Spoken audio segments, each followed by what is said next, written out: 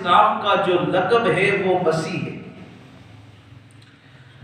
اب اللہ رب العزت نے حضرت عیسیٰ علیہ السلام کو معجزات سے نوازا۔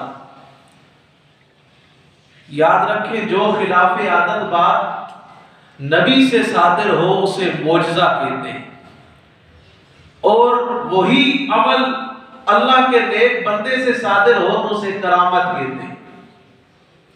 یعنی اللہ کے ولی کی زبان سے جو بات نکلتی ہے اللہ تعالیٰ اسے پورا کر دیتے ہیں، تو یہ ان کی کرامت ہوئی۔ تو اب حضرت عیسیٰ علیہ السلام کو اللہ تعالیٰ نے معجزے عطا کیے۔ اب اللہ کا قرآن کہتا ہے کون کون سے معجزے؟ کہا حضرت عیسیٰ، اللہ کا قرآن کہتا ہے مٹی کا پرندہ بناتے ہیں۔ مٹی کا پرندہ بنانے کے بعد اس کے اندر پھونک مارتے ہیں تو کہا وہ پرندہ جاندار بن کے ہوا کے اندر اڑنے لگتا۔ سبحان۔ اب ایسی چیز جو بے جان ہے، مٹی ہے، اسے اپنے ہاتھ سے گوندا، اس کا مجسمہ بنا دیا، پرندہ بنا دیا۔ اب اللہ نے آپ کو معجزہ یہ دیا کہ اللہ کے نبی اس مٹی کے پتلے کے اندر پھونک مارتے ہیں تو کہا رب کا حکم ہوتا ہے اس پھونک سے اس مٹی کے پتلے کے اندر جان آ جاتی اور وہ پرندہ بن کے اڑنے لگتا۔ سبحان اللہ۔ اب دوسرا معجزہ جو اللہ رب العزت نے حضرت عیسیٰ علیہ السلام کو عطا کیا وہ یہ ہے کہ جب آپ کی بارگاہ کے اندر پیدائشی نابینا آتا، یعنی ایسا نابینا جو پیدا ہوا تو اس کی نظر نہیں تھی، پیدائشی نابینا تھا، کہا آپ اس کے لیے دعا کرتے تو اللہ اسے بینائی عطا کرتے۔ سبحان۔ اب یہ معجزات تھے اللہ کے نبی کے۔ آپ کی دعا سے جسے کوڑ کا مرض ہوتا، آپ دعا کرتے اللہ تعالیٰ اسے شفا دے دیتے۔ اور آپ کی ولادت بھی آپ بغیر باپ کے پیدا ہوئے، آپ کی ولادت بھی معجزہ ہے، اور آپ کا زندہ آسمان کے اوپر اٹھایا جانا یہ بھی معجزہ ہے۔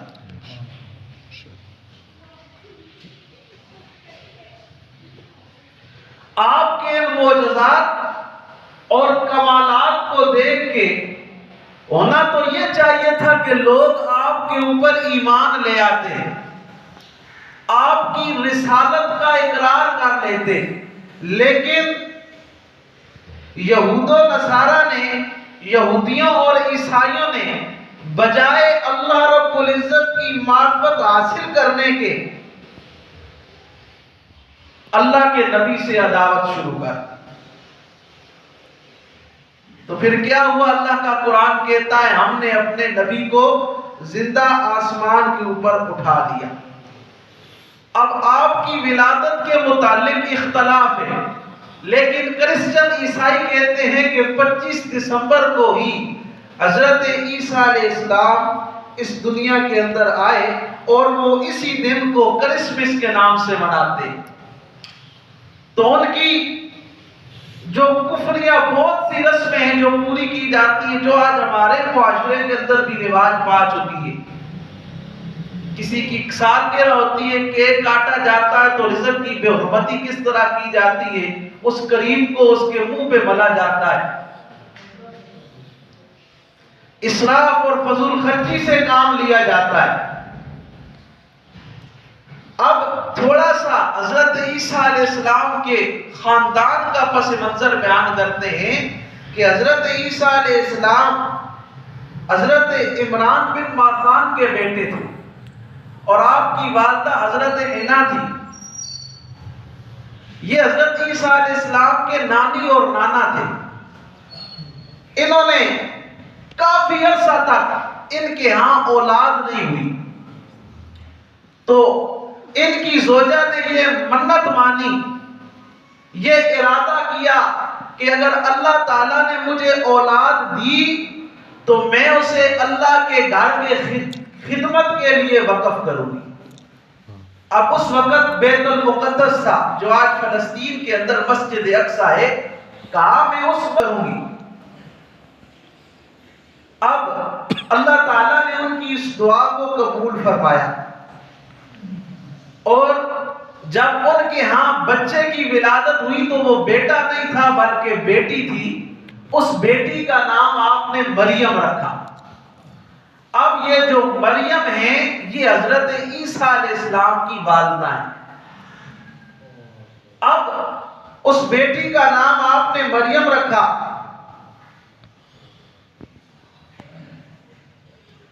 تو اب سوچنے لگی کہ پہلے تو لڑکے مسجد کی خدمت کیا کرتے تھے، مجھے تو اللہ نے بیٹی دی ہے، میں کیا کروں؟ تو اللہ کا قرآن کہتا ہے ہم نے اسے تسلی دی کہ تمہاری اس بیٹی جیسا ہو کوئی نہیں سکتا۔ ہم اس عورت کو وہ شانیں عطا کریں گے، وہ رفعتیں عطا کریں گے کہ دنیا کا کوئی فرد جو ہے وہ ان کا مقابلہ نہیں کر سکتا۔ تو پھر آپ اللہ کا قرآن کہتا ہے والدہ حضرت مریم کو مسجد اقصیٰ کے اندر لے گئی، بیت المقدس کے اندر لے گئی۔ اللہ اکبر۔ اب دیکھیں ذمہ داری، اللہ کا قرآن کہتا ہے سپرد کیا اللہ کے نبی حضرت زکریا علیہ السلام۔ کہا میری بچی ہے، مسجد کی خدمت کرے گی، نگرانی کرے گی۔ تو اب جب اللہ کے نبی کی نگرانی کے اندر اس بچی کی پرورش ہوئی تو اب دیکھیں حضرت زکریا علیہ السلام کہتے ہیں یہ تو اللہ تعالیٰ نے اپنے محبوب کے صدقے ہمارے لیے ساری زمین کو مسجد بنا دیا۔ حضور جب دنیا کے اندر آئے اپنا قدم مبارک زمین پہ رکھا تو رب نے فرمایا محبوب تیرے قدموں کی برکت سے میں نے ساری روح زمین کو مسجد بنا دیا، جہاں بھی تیرے ماننے والے میری عبادت کریں میں ان کی عبادت کو قبول کروں۔ سبحان اللہ۔ پہلے تو مخصوص جگہ کے اندر عبادت ہوتی تھی، اب حضرت زکریا علیہ السلام کہتے ہیں اللہ کا قرآن کہتا ہے کہ میں حضرت مریم کے لیے کھانا لے کے گیا، اب کمرہ باندھے، اللہ کا قرآن کہتا ہے کمرہ باندھے، اللہ کے نبی نے دروازہ کھولا، جب دیکھا تو حضرت مریم کے پاس بے موسم پھل پڑے، یعنی ایسے پھل پڑے جن کا موسم نہیں ہے۔ تو اللہ کے نبی فرمانے لگے مریم دروازہ بھی باندھے، کھانا بھی میں لاتا ہوں، اور تیرے پاس یہ جو پھل پڑے ہیں ان کا موسم بھی نہیں ہے، بے موسم پھل ہیں۔ تو مریم کہنے لگی یہ تو اللہ کا رزق ہے، اللہ تعالیٰ جسے چاہتے ہیں عطا کر دیتے ہیں۔ سبحان اللہ۔ کہا اس بند کمرے کے اندر میرے رزق کا کفیل میرا رب ہے۔ تو اب اللہ کا قرآن کہتا ہے اللہ کے نبی تھے نا، فوراً ہی اس نیک در کے اوپر کھڑے ہو گئے، کہا اس محراب میں کھڑے ہو گئے حضرت زکریا علیہ السلام اور رب سے دعا کیا مانگتے ہیں کہ یا اللہ اگر تو مریم کو بے موسم پھل دے سکتا ہے تو مجھے بے موسمی اولاد بھی دے سکتا ہے۔ اب اللہ کے نبی 100 سال کے قریب ہیں، بیوی 80 سال کے قریب ہے، تو اب دعا کیا مانگ رہے ہیں کہ یا اللہ اگر تو اس مریم کو بے موسم پھل دے سکتا ہے مجھے بے موسمی اولاد بھی دے سکتا ہے۔ جب یہ بات ختم ہوئی تو اللہ کا قرآن کہتا ہے رب نے جبریل سے کہا جا قرآن لے جا۔ اب دیکھیں اللہ کے نبی کی بات رب کو کتنی پسند آئی، رب نے اپنے محبوب کے قرآن کے اندر اس بات کا ذکر کر دیا، اس تذکرے کا ذکر کر دیا کہ نیک لوگوں کی مجلس کے اندر جو بھی دعا مانگی جائے اللہ تعالیٰ اس دعا کو قبول کر لے۔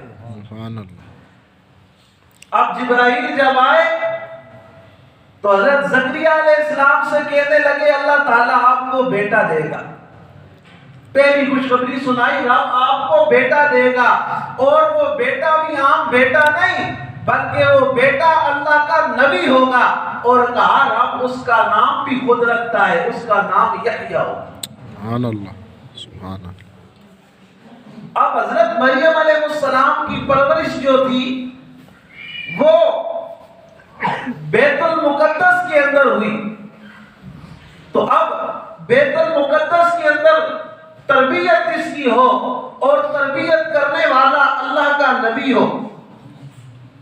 تو جب آپ جوان ہوئی تو جوانی کے بعد کیا ہوا پھر؟ حضرت جبریل امین ان کے پاس آئے. اب اللہ کا قرآن کہتا ہے حضرت مریم علیہ السلام اپنی عبادت والی جگہ پہ تھی. ایک نوجوان خوبصورت ان کے پاس آیا اور آ کے کہنے لگا آپ نے آیت متقی خاتون ہے, بڑی پرہیزگار خاتون ہے, اور میں رب کا بھیجا ہوا فرشتہ ہوں.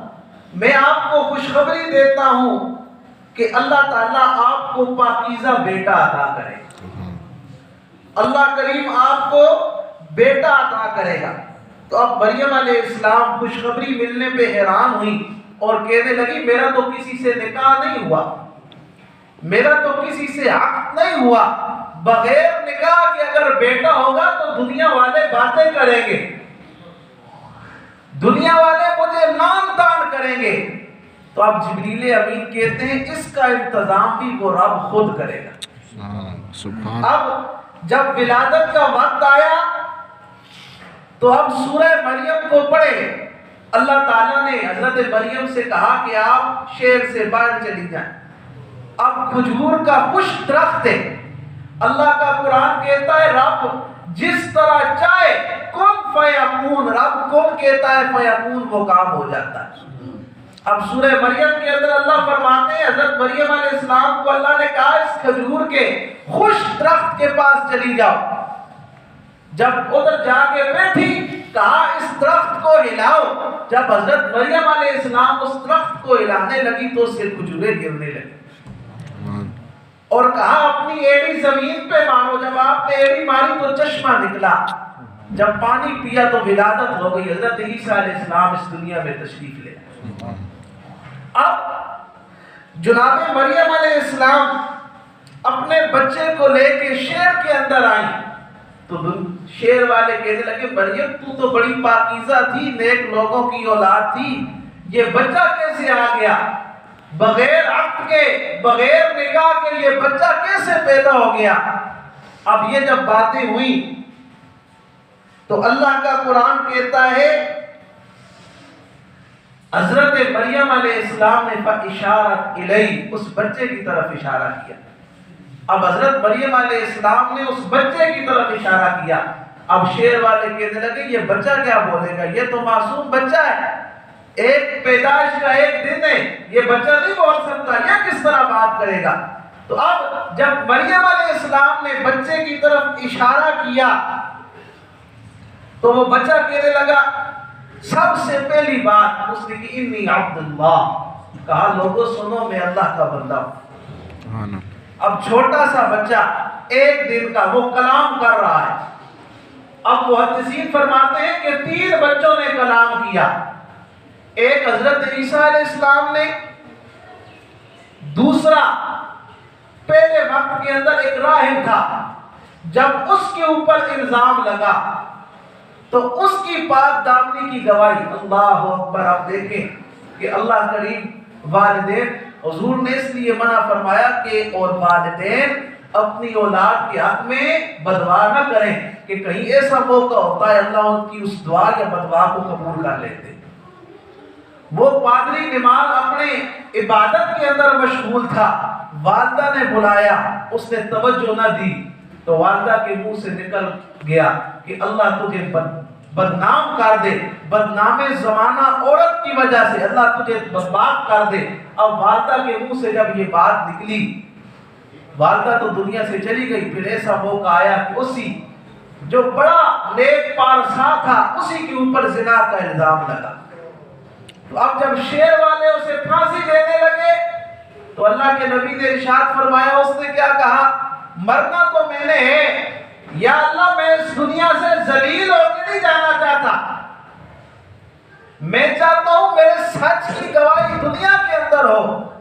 تو اللہ کریم نے فرمایا اس کا ایک ہی طریقہ ہے, یہ جو عورت ہے جو کہہ رہی ہے یہ اس پادری کا بچہ ہے, تو اس بچے کی طرف اشارہ کر, یہ بچہ گواہی دے گا کہ یہ کس کا بچہ ہے.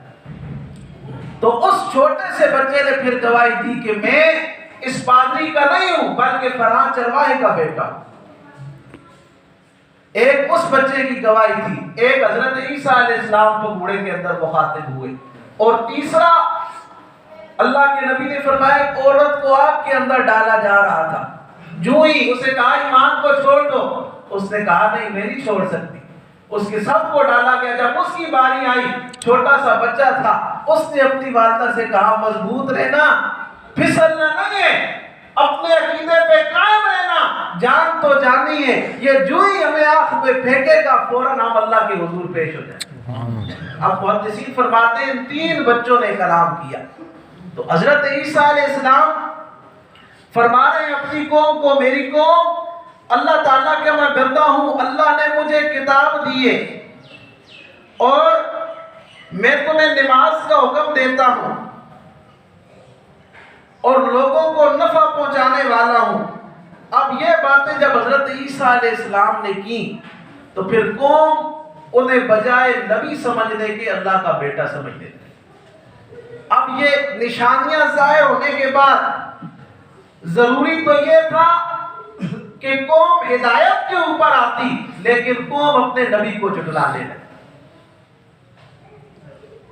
پھر کیا ہوا؟ آخر میں حضرت عیسیٰ علیہ السلام کو اللہ نے آسمان کے اوپر اٹھا لیا۔ تو آج کرسمس کی جو تاریخ ہے وہ کہتے ہیں کہ اسی دن حضرت عیسیٰ علیہ السلام کی پیدائش ہوئی، اسی دن عیسیٰ علیہ السلام اس دنیا کے اندر تشریف لائے۔ اب بطور نبی کی تعظیم اس دن کو منانا تو ٹھیک ہے، لیکن کفار کی مدد کے لیے، ان کی دلجوئی کے لیے، انہیں راضی کرنے کے لیے یہ عمل کرنا سخت حرام، ان کے لیے یہ عمل کرنا سخت حرام ہے۔ فتاوی رضویہ کے اندر امام اہل سنت امام احمد رضا خان فاضل بریلوی علیہ رحمہ فرماتے ہیں کہ ان کے مذہبی تہوار کو اچھا اور جائز سمجھنا، ان کی مذہبی تہوار کی وقت بڑھانے کے لیے ان کے پاس جانا، یہ تمام چیزیں کہتے ہیں یا کسی ایسی رسم کو پورا کرنا جو کفر اور شرک کے اندر داخل ہو، یہ سخت حرام۔ ہم نے ان کی ان رسموں کا بائیکاٹ کرنا ہے، ہم نے ان کی رسموں کو اپنے گھروں میں داخل کر لیا۔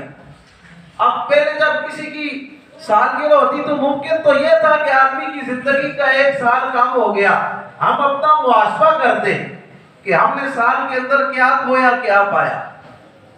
اب کیا ہوتا ہے، پہلے تو صرف کیک کاٹتے تھے، اب ان کی ایک اور رسم ہمارے اندر داخل ہو چکی ہے کہ ہم اس کیک کے اوپر جو قریب ہوتی ہے وہ ایک دوسرے کے منہ کے اوپر ملنا شروع کر دیتے ہیں۔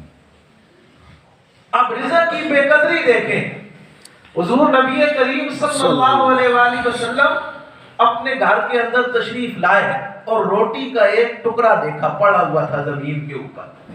آج تو ہمارے گھروں کے اندر رزق کی رل ہو چکی ہے نا، ہم کس طرف جا رہے ہیں؟ ایک چھوٹا سا روٹی کا ٹکڑا تھا، اللہ کے نبی نے اس روٹی کے ٹکڑے کو اٹھایا اور چوما اور اپنی بیوی عائشہ سے کہنے لگے عائشہ اس رزق کی قدر کرو، کہا اس عزت والی چیز کی قدر کرو، کہا یہ جس گھر سے چلی جاتی ہے پھر دوبارہ لوٹ کے نہیں آتی۔ تو ہمارے نوجوان کیا کرتے ہیں، اس قریب کو ایک دوسرے کے منہ پہ اوپر بنتے، فضول خرچی ہوتی ہے، شریعت کے خلاف واویلا ہوتا ہے، باتیں ہوتی ہیں، ایسے ایسے جملے کہے جاتے ہیں کہ اللہ کی پناہ۔